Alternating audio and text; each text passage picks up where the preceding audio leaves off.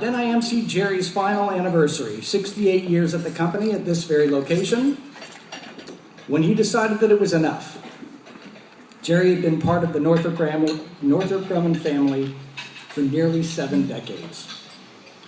I want to welcome Jerry's family, if I can remember all their names, and all of you, the Northrop Grumman family.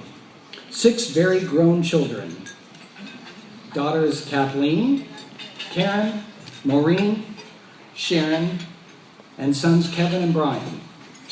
There are also 8 grandchildren: Joseph, David, Colleen, Christopher, Brandon, Kelly, Caitlin, and Mariana.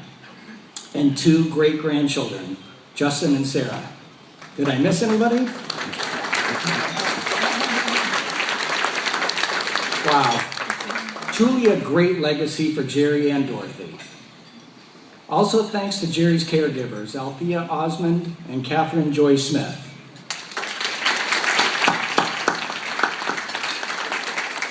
So it's my hope today that we can tell you a story about an extraordinary life and the momentous career of the man and the legacy we're here to celebrate, Mr. Jerry Huben, and the legacy that he and Dorothy created. We all know that we've recognized that Jerry was the longest serving employee in our company's history, so far, but probably forever. And I was lucky enough to have worked with Jerry since the late 1980s on the ATF program. Let's remember that during Jerry's tenure at the company, he witnessed the advent of computers, networks, voicemail, Blackberries, stealth aircraft, and unmanned systems. He finally got a Facebook account, which he actually posted to more than I did. In Jerry's case, he took what started ordinary and made it extraordinary. Do what you love. Northrop Grumman provided Jerry many opportunities, and he took advantage of them with a wide range of diverse experiences across the company and the organization. If you do what you love, you'll never work a day in your life. Treat everyone like family. He remembered everyone's name, and he was always happy. He was never angry. He was one of the kindest, gentlest men I have ever met. He was passionate and articulate. He was outgoing and very approachable. Don't live in the past. He appreciated the past, but he never dwelled on it. He was excited about the present and ecstatic about the future. Listen to people. While Jerry was a talker, he was one of the best listeners that I ever met. So if you follow Jerry's rules, you too can find the key to a long and happy life. So let's reflect now on Jerry's experiences from the 1940s to the current age, and also see what Northrop Grumman looked like during these same slices in time. The 1940s. You guys have seen some of the pictures around here. When Jerry first came to Northrop Aircraft Incorporated from Hazleton, Pennsylvania for a job as a drafter, a stress analyst, or a lofting engineer, his application was impeccable, very neatly written, and you can see examples of that in the lobby. We have his original employment application on a poster. He listed his interest as model airplanes, drawing, dancing, and ice skating. He joined the Arctic Blades Figure Skating Club at the Iceland Rink in Hines, California, which I believe became Paramount. If you don't know the place, it was a rink that was pioneered by the Zamboni brothers, and that's no joke. Jerry attended USC to take calculus in 1942 and UCLA for radio engineering, stress, and aircraft air conditioning. Jerry was married in June 1945 to his beautiful wife, Dorothy. Jerry was 24 and Dorothy was 19. Dorothy actually worked for Northrop for a short time in the 40s. Kathy was her first child, and Karen was their second in the late 40s. Yeah, you guys are welcome. They purchased their home in a new area north of Mines Field, which is now known as LAX, in a town called Westchester. an expansive 3-bedroom, 1-bath home in July 1949 on Stewart Street, where they lived their entire lives. They were the last original owners in the neighborhood. Their phone number was, and still is, Orchard 05943. And only some of you will get that joke. Oh, telegram? This is to Mr. Huben. Welcome to the 5-year club. The fact that you have stayed on the job this long proves you have plenty of loyalty, determination, ability, friendliness, and tact, in addition to being able to bounce when you get slapped down and grin when the going gets really tough. The above description seems to fit a person who would be grand to have around for another 5 years. I hope you will be. Maybe the 10-year pin will be solid gold, who knows. In the meantime, many thanks for your loyal support and wholehearted efforts during the past 5 years. Hope the next 5 may turn out to be not quite so hectic. Sincerely yours, John K. Northrup. And this is just to prove that we didn't make this stuff up. Okay?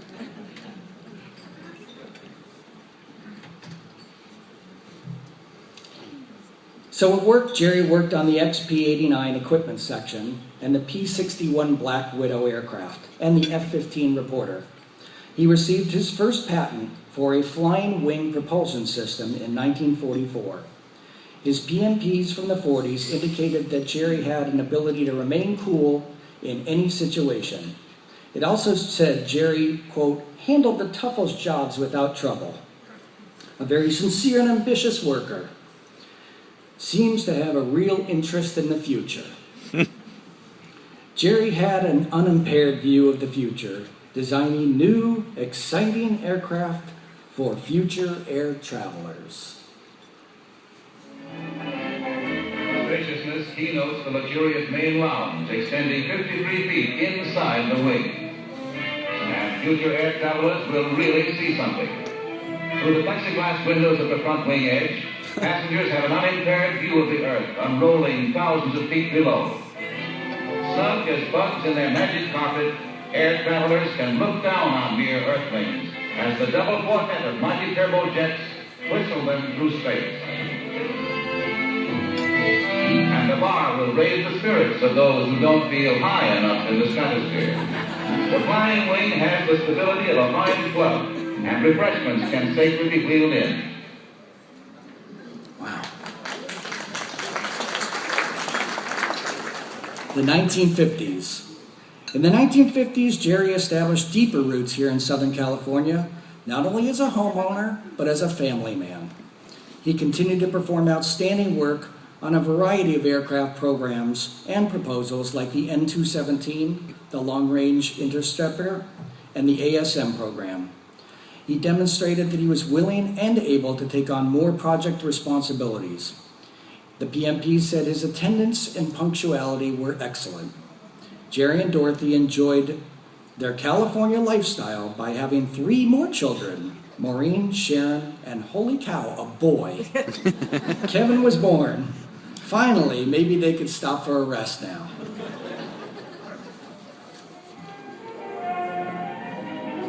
In unique and helpful Southern California, Northrop engineers own their homes and stock their families. For it's Southern California's mild climate, year-round, that conditions the mode of living, that makes the backyard an extension of the living room, that makes good housing less expensive than in any other area of the United States. Yeah, something like that. Oh, you're going to like the next one. The 60s took on a whole new tact as Jerry was now supervisor of the configuration branch of the Aircraft Configuration Group. Now son Brian was born. Oh my God, 6 kids in a 3-bedroom, 1-bath house with 1 telephone? Well, I guess the backyard really was an extension of their living room. New designs were being developed quickly for programs like the N-285, 286, 287, and the T-38. This beautiful bird had the trim lines of a champion. It had an area-ruled fuselage, razor-sharp, all-movable stabilizers. It was sexy and fast, and it looked as good on the runway as it did in the sky. They made a marketing film trying to sell this little number, which recently celebrated its 50th anniversary of flight. This little bird was also designed for simplicity and built for safety. At first glance, you'll notice this little number has the trim lines of a champion. The low, thin wings.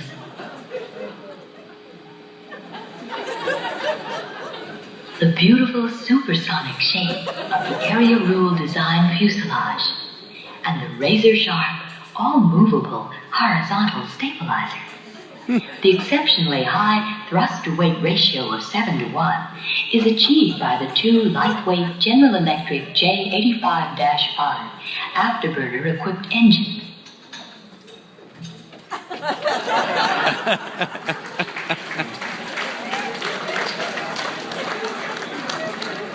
Wow.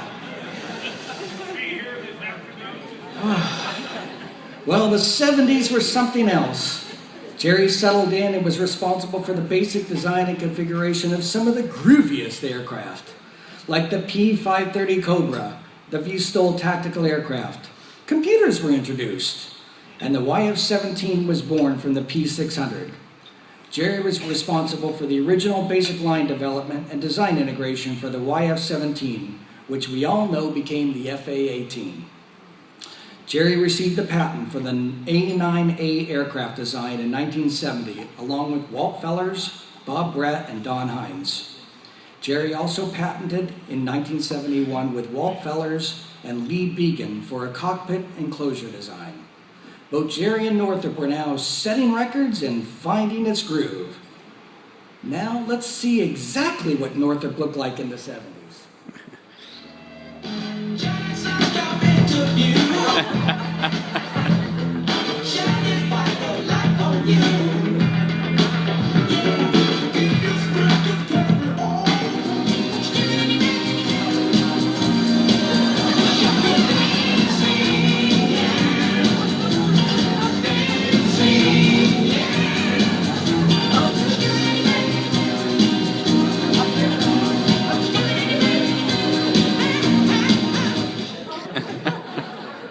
Just like that. Okay, the 1980s. Stick with me, folks. Sometime in the 80s, Dorothy returned to work as a medical transcriber for Westchester Orthopedic Group, which at the time was a well-established group of orthopedic surgeons in Westchester. Dr. Schiffman, who, Carol Harrison, he saved her daughter's life. She'll tell you the story later if you want to find her.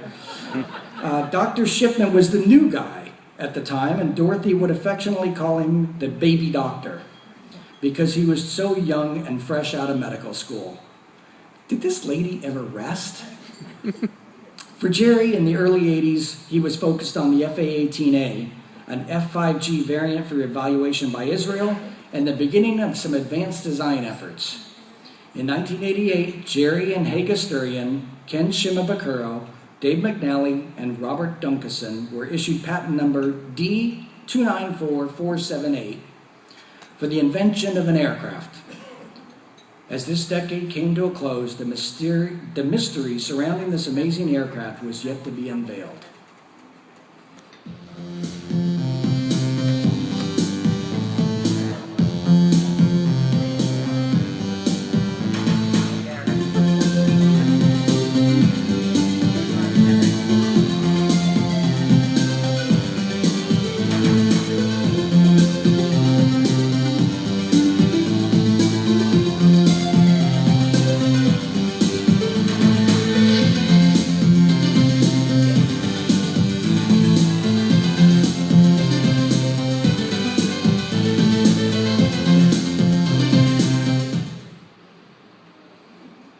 I love the guy in the Volkswagen. 1990s. As the manager of Department 3740, the Air Vehicle Integration Organization, Jerry led the design of this mystery plane. Computers were the standard for aircraft lofting and design. Jerry worked long hours to build and fly 2 prototype air vehicles. He was leading the conception, definition of the aircraft internal and external subsystems, structure integration, crew station, chairing design reviews, and coordinating the development of development fixtures and mock-ups. This mystery aircraft is commonly known as the Advanced Tactical Fighter, or YF-23 aircraft. Certainly one of the most beautiful designs we had ever seen.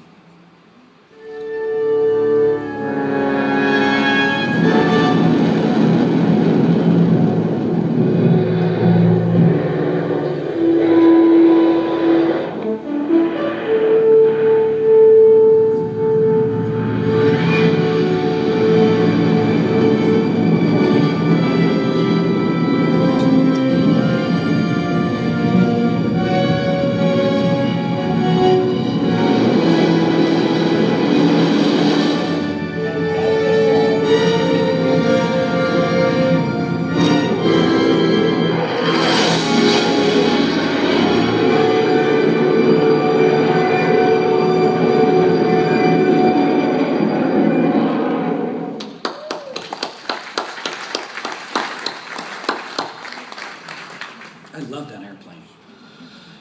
Year 2000s. With the loss of the ATF program, Jerry resurfaced as a contributor to the FA-18 program.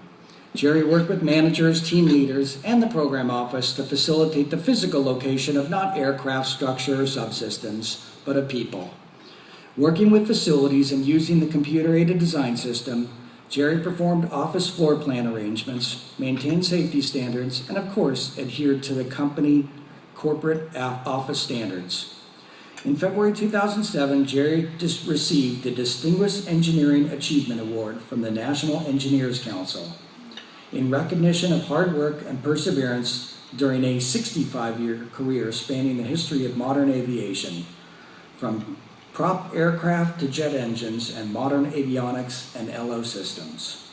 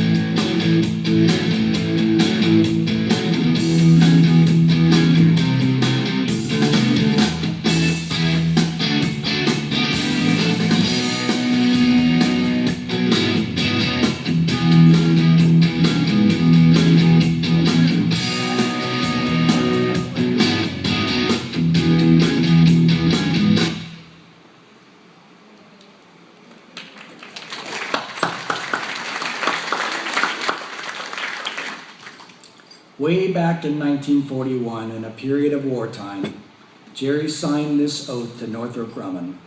I want you to hear this oath as read by Gene Bellevue, the voice of Northrop Grumman. Where are you, Gene? I can assure you that Jerry has met or exceeded every one of these stipulations beyond human resources expectations. The planes which Northrop Aircraft Incorporated is building for the U.S. government are vital components of our national defense and must be completed on time and according to the highest standards of efficiency. To achieve both speed and efficiency, we need each workstation of this plant filled with men who will return 60 minutes of honest effort for each hour of pay received. You are employed here because there is work to be done. Your duties are necessary and important, for there are no unnecessary or unimportant jobs within this plant. Your job must be done well and on time. Otherwise, those depending upon the results of your work will be slowed down. Your work is a necessary link in the gigantic chain of effort necessary to build these planes. If you are new at your job, you must acquire skills quickly. You can do this only by constantly applying your best efforts to your work. There can be no idleness nor playful activities of any sort during working hours. Time is too vital, and the demands of the present national emergency too urgent. We solicit your cooperation and expect your acceptance of the above statements without reservation. Jerry signed this on October 23rd, 1941. I know you guys think I make this stuff up. I don't. This is the real stuff. So with Jerry's retirement on behalf of Northrop Grumman and Human Resources, we released Jerry from this agreement. We told him to go play. We told him that time was too vital and the demands of his wife were too urgent. So people have stopped me and they said, oh, poor Jerry, he only retired in 2009 and he really never got to enjoy retirement. I don't buy that for a minute. Remember that Jerry did exactly what he wanted to do. He worked as long as he wanted to, and he played as long as he wanted to. So he had a great life, and we all have to celebrate him and Dorothy's great life together. He and Dorothy had a wonderful life, and the family that surrounds us is a testament to their lives and their legacy.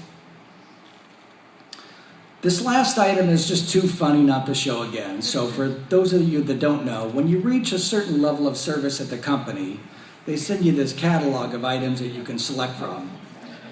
These gifts obviously have an increasing level of value consistent with your years of service with the company. So we poked a little fun at Jerry because he only stayed 68 years instead of waiting to his 70th anniversary.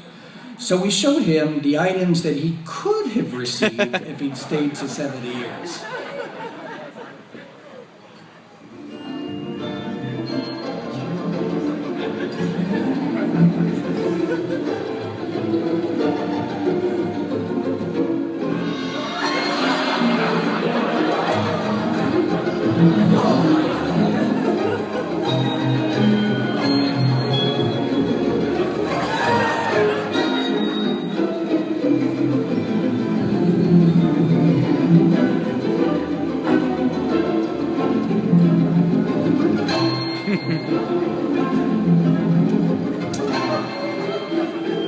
He was so close.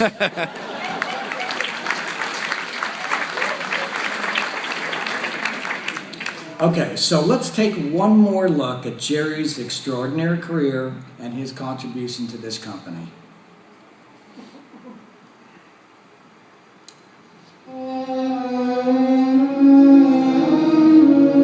December 7, 1941. A day which will live indefinitely. I started when I was 20. My first paycheck was 65 cents an hour, $26 a week for 40 hours. It seems like yesterday that I was working with Jack Northrop. Just, I can't believe it.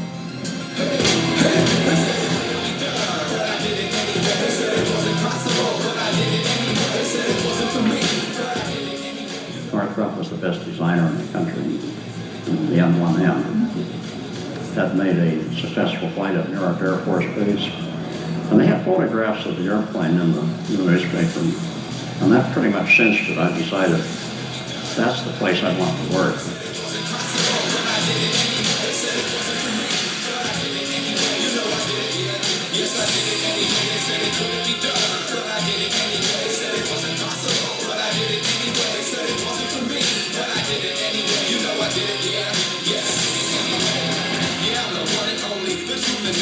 I tell it like it is and never feed you cold baloney. I'll take a shake now. I throw it I got my act together. I got a plan in order. I'm blocking studio time. No more tape recorders. I'm doing what I like. I'm doing what I feel. Others be playing themselves. They have an answer me. I got that smooth butter. I'm simply none other. The Phantom Channel suckers better duck and take cover. I come out late at night. It's such an awesome sight. I hear the stages start performing underneath the lights. I do it all for you and you and you. For all the ones who said it's something I could never do. I meditate and focus on how to flow my dope is. Put in the work, the rest is hopeless. I did it anyway. They said it wasn't possible, but I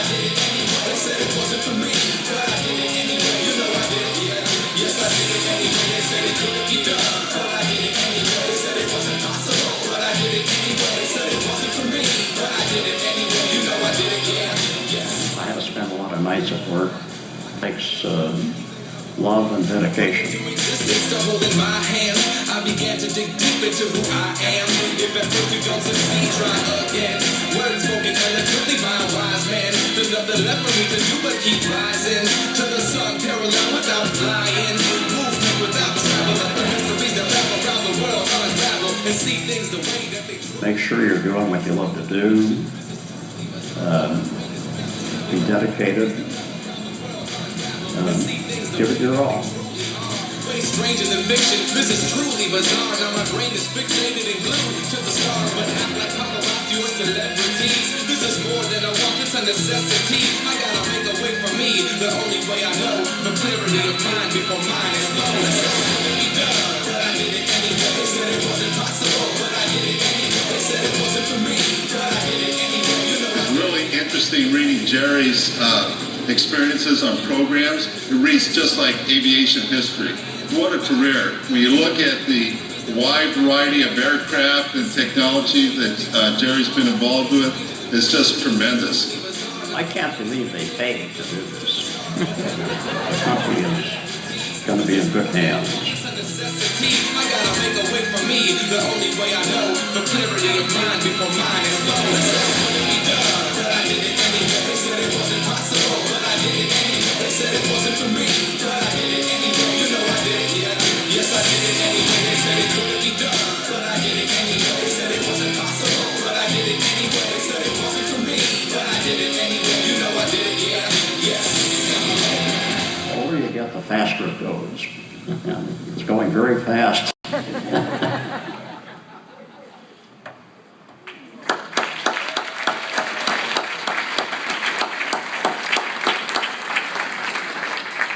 So it's going so fast that since that video was made, I think they had 3 more late night show hosts. Right? With that, I want to bring up Mr. Dan Ryan to say a few words. Dan?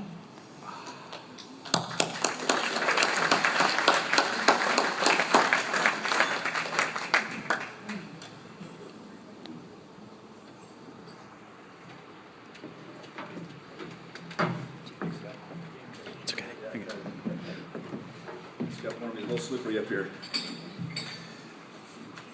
It's lovely to see so many old friends I haven't seen in a long time, and I guess it's good to, I've got gray hair now too, guys. Let's see. Scott asked me to say a few words about Jerry and some of the fond memories that I have. I'm going to start this off with this pin, which I know most of you can't see, is a 90-day pin. Everyone remember a 90-day pin? Jerry gave me that 90-day pin. Haven't worn it in 37 years. Jerry hired me right out of college, and I literally started 2 days after I graduated.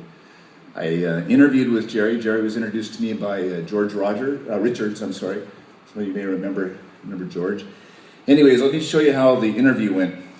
Met Jerry. I sat in his cube. This was back when we were doing the YF-17 into turning it into what became the F-18. He had my resume. He reads my resume. The whole thing. Without looking at me. It was more like this, actually. I was sitting on the other side. And, 22 years old, sure need a job, and going to be graduating soon. Anyways, on my resume at the very bottom, because when you're in college, you haven't done anything. What are you going to put on your resume? You haven't done anything yet. So I included some things I was doing, and I was crazy enough in college to be building a small little aerobatic airplane called a Pit Special. So I put that on there, that I was building an airplane. So he reads the entire resume, and he pulls it away, says, "Here, you're building an airplane." And I thought of all the things he had talked about, not what I got in calculus or how I did an aero. And I said, "Yes, I'm building an airplane." He goes, "Tell me about it." So I started telling him this story about me building this aerobatic airplane and what I was planning to do with it, go off and fly competition aerobatics and everything. And I was talking for the longest time. It seemed forever, and it suddenly dawned on me that I was talking forever. And I thought, oh God, I'm talking too much in my interview. And I looked at him. He is listening to every single word that I'm saying. And then he starts asking me questions about the project and how I was, some of the decisions I had made on it and whatnot. What I didn't know is that he was quizzing me, okay? But I knew then two things. One, I wanted to work for this man. I was interviewing all of the companies here in Southern California. And two, that I really liked him. This was a guy that I wanted to work for. He understood me, he understood aircraft. I wanted to work for him. I should say, number two was I knew I had the job. Got a little ahead of myself. So anyways, I went on, graduated, came to work for Jerry, and I was just telling Kevin and Mary this story. So Jerry had told me that we get paid on Fridays. Well, I knew this from the interview and when I signed up for the job. And I was working over here driving air freight at LAX. I put myself through college doing this crazy stint of going to school all day and driving air freight all night. And it was a terrible job. I learned real fast. Don't try to make a living with your back. It's stupid.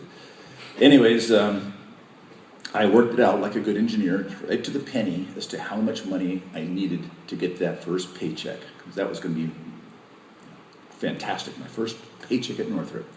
And I got paid on Friday. So the first Friday comes around and I'm excited, man, because I'm going to get my first paycheck. And back then, they asked all of the managers to come around and personally hand out the paychecks to all the employees, and Jerry was doing that. He gets to me and he says, "You won't get your paycheck this week, but you'll get it next week." Uh-oh. This isn't going to go very good. And I said, wow, I had kind of had it planned out, and I told him the story. And you know what he did?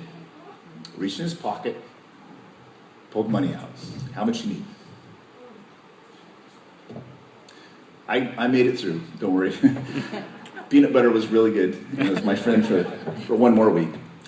But anyways, that's just one good story about Jerry. A little bit after that, another good fond memory was we were flying the YF-17 in that time period. At that time period, we called it the F-18 prototype, which we never got over that.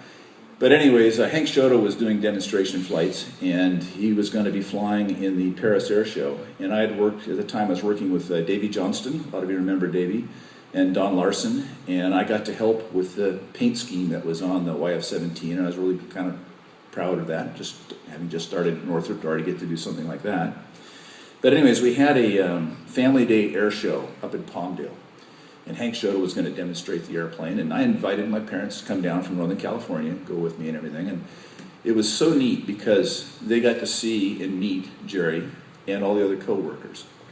And what they always remembered was, let's see if I can remember exactly how my mom said it. She says, "It's like you found a new family." And that's exactly the way it has been for 37 years working at Northrop. It's been like being in a family. And it's been a wonderful, wonderful career. And I'll be leaving this June and be the end of my career here at Northrop, but certainly it was all started by Jerry Huben. And I'm very, very thankful to your dad.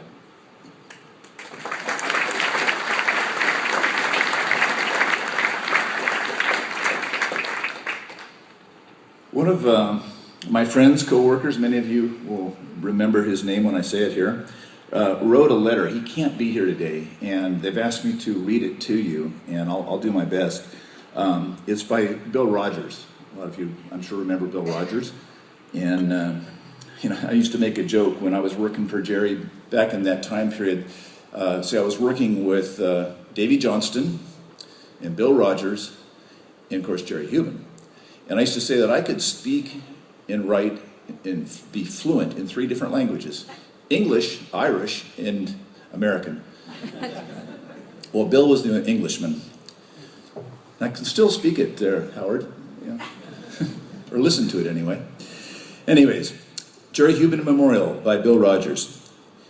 It is with regret that I cannot be here, but I am a long-planned reunion with my kids and grandkids out of state. However, I am here in spirit, and I have asked someone else to speak for me. That's me. Thank you, whoever got the job. He sent this to me. I think he was planning on me doing this, but Scott made the decision, I guess. I don't have to be present to know that people will say that Jerry was a great guy, fun to work with, inspiration to many. He was all of that to me and much more. He changed my life for the better. He tracked me down and extracted me from structural design for a spot working with him, for him, on the F-18 configuration design. That turned into the F-18L and eventually the White World Advanced Design Group, a dream job for an aviation person. He gave me my first manager spot and organized the 1977 group Christmas party where I invited his bosses, Hagas Durian's secretary, on a first date. That girl is my wife. Love and best friend for 36 years. In all, I worked directly for or with Jerry for at least 15 years. People will attest with better words than I as to Jerry as a person, but I like to think of the old license plate frames and hiring billboards that said, Northrop, a good place to work. Jerry epitomized that. However, I think there is something else about Jerry that needs to be said. Jerry was one of the most important people at Northrop, and not just because he became the longest serving Northropian. That's a new word, Bill. That's the English part. Okay, let me tell you why. Jerry carried the Northrop aircraft genes and DNA from the early days of Jack Northrop, the Black Widow, Scorpion, Fang, Talon, to the UAV designers of today. He instilled Northrop values philosophy into everyone he met, especially the young people he hired. In a company of tens of thousands, you might wonder why his influence in a relatively few people was so important. An aircraft company needs to conceive, design, build, and fly aircraft in order to survive. Production is useful because it pays the bills. And although the A9, YF-17, and YF-23 and others never went into production, Northrop still conceived, designed, built, and flew aircraft preserving the skills needed for the B-2, X-47, and new products to come. The configurators are the handful of people that start with the first ideas, and a few of those three-view designs blossom into an actual aircraft that keeps the other thousands working. Jerry hired and trained many of those people who were and are the key to the future of the aircraft company. He recognized that special talent and dedication to airplanes that made a good configurator. He hired them, trained them, mentored them, and they moved on into the big Northrop world. Many of Jerry's proteges have pretty serious titles in today's Northrop Grumman. He's being very generous. And I hope that they are instilling in other young engineers the Northrop DNA that Jerry gave them. Next year is Jerry's 75th anniversary. The projects, the general managers, and the next year is Northrop's 75th anniversary. The projects, the general managers, and the changes over the years will be recognized, but Jerry Huben surely deserves a special place in that history. Bill Rogers, April 2014.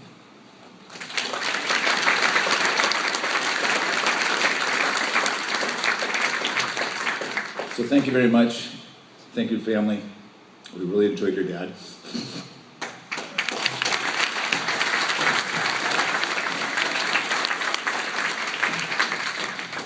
Okay, with that, I would like to invite Joyce Isles to come up and sing a song.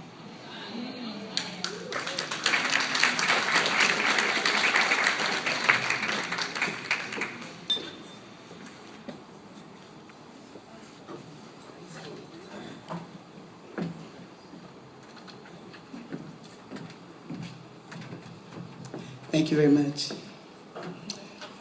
I sang At Last at Jerry's retirement because at last, after 68 years, he decided to leave us.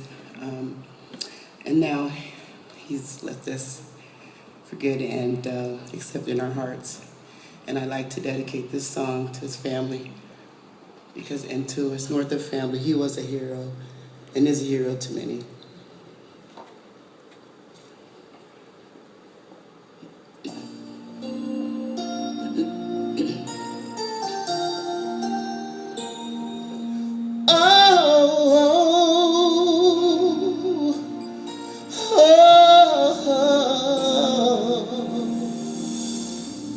It must have been cold there in my shadow to never have sunlight on your face. content to let me shine. That's your way. You always walked a step behind. Well, I was the one with all the glory. Well, you were the one with all the strength. Only a face without a name. I never once heard you complain. No, no, no, no. Did you ever know that you're my hero? And everything I'd like to be.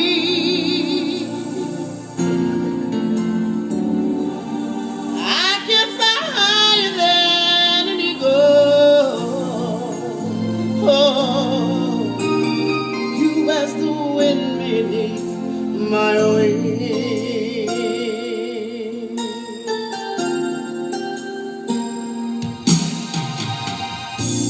It might have appeared to go unnoticed, but I've got it all right here in my heart. Oh, I want you to know I know the truth. Of course I know it. I would be nothing without you. You ever know that you're my hero? And everything I'd like to be.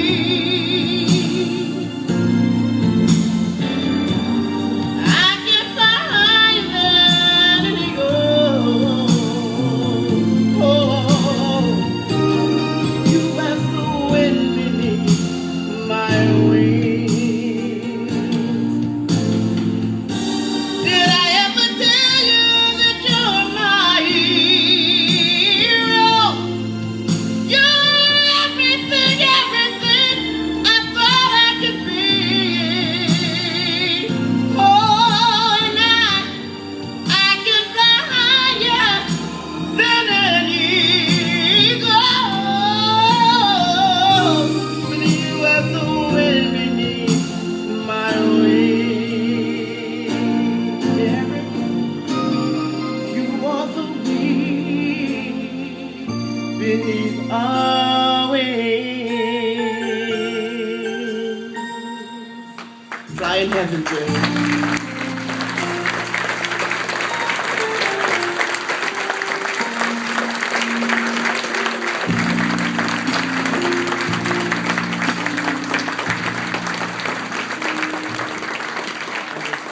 Yeah, I understand. I gotta go now. That was Dorothy. She wants to know if you could sing it again with a little more feeling.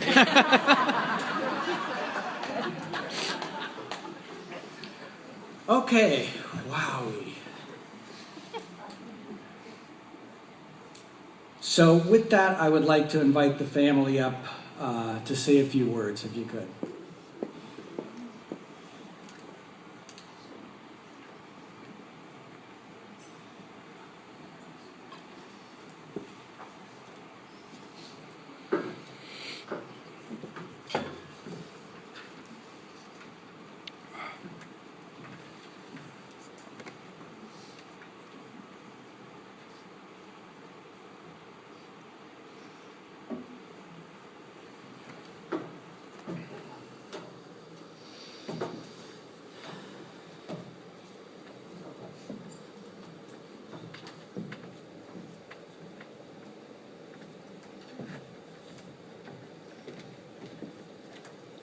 So we do have a special announcement today in that we're pleased to share with you that we've established a Northrop Grumman Scholarship in honor of your father with his many years of service.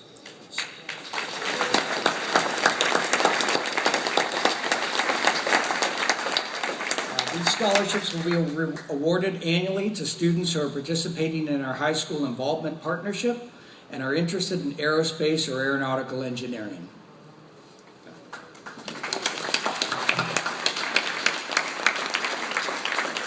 Scott, thank you so much, and everyone, for not only being here today, but also for everything that you've done to make my dad part of your family for 68 years, which he was always happy to go to work. Well, he was happy to come home too. But one story that I wanted to tell, because it didn't make it out there on the board, when we were going through some of the papers just this past weekend, there was a single-page document from Vought Sikorsky, which was the very first company that my dad worked for back in Connecticut, and it was dated October of 1940, and it was his separation, where the reason for leaving was moving to California. The story that goes along with that, and Scott, I don't think we shared this with you, was my dad was an apprentice draftsman. He was working in the loft at Vought Sikorsky in Connecticut, and Bill Deans, Bill, where are you? I know you're here. There you are. You sent my father a letter and said, you have to come out to California because it's this great company called Northrop. Got to come work here. So my dad went to the foreman in the loft and he said, I'm leaving. I'm going to find another job. And he said, well, where are you going? He said, well, I'm going to go work for Jack Northrop out in California. The guy laughed. He said, go ahead. That company's going nowhere. Great story. The other thing that I wanted to let you know briefly, and I'll let my brother and my sisters speak to this as well, but we're so gratified for you establishing the scholarship. The family is going to match the initial $10,000 contribution. And so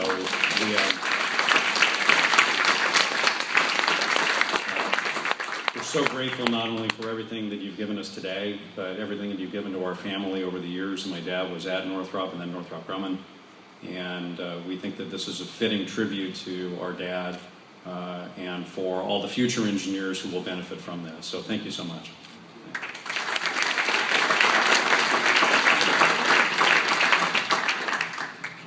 I would like to thank everybody also for coming. And one of the things that my mom and dad always told us is that if there's one thing we can give you, it's your education. And if that's all we have nothing left after we've educated 6 children, and it didn't matter how far you wanted to go. If you wanted to get your master's, you wanted to get your PhD, you wanted to go to law school like Brian did, they were there for us. And so they highly value education as well as their family. And obviously my dad was passionate about being an engineer. So I couldn't have thought of a better tribute. And now you know why I didn't give the eulogy. Thank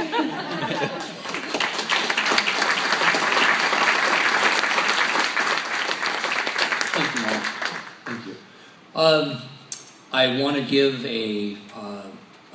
my sincere appreciation and gratitude to all of my dad's Northrop side of the family. It was an enormous part of his life for a long time, and countless stories at the dining room table in the evening, coming home and talking about all these different people that I recognize some of the names that people talked about, but I probably couldn't place the faces. But when my dad had his retirement party at the Tuskegee Room a couple of years back, there was a Northrop executive, and I couldn't have told you who it was, came up to me and said, hey, look, when the time comes, you let us know. So when the time came, I reached out to a friend of ours, Julie Strong. Julie, raise your hand. She was actually, her daughter plays soccer with my daughter, and I said, hey, Julie, my dad just passed. Somebody at Northrop in the upper echelon said that they wanted to be notified when the time came. So Julie fired off 1 email, 2 emails, 3 emails, whatever. And next thing I know, my email was just blowing up with literally hundreds of emails from Northrop employees. And Scott here reached out to us, and Brian and I met with him last week for just an hour, and he said, "What do you need?" And I said, "If you could handle the Northrop side of the celebration of life, we would be very appreciative of it." And I got to tell you, this guy here standing to my left is responsible for all of this and everything here. And we are eternally grateful for what Scott did.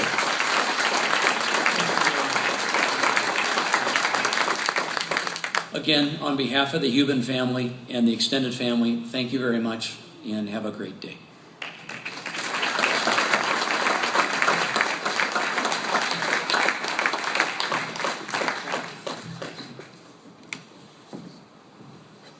So it was my honor to do this today, and obviously I can't do these things by myself. I wanted to thank Jean Bellevue, Dan Koblosh, Dee Dee Kelly, Ellen Jenkins, and Keith Burton for all their help.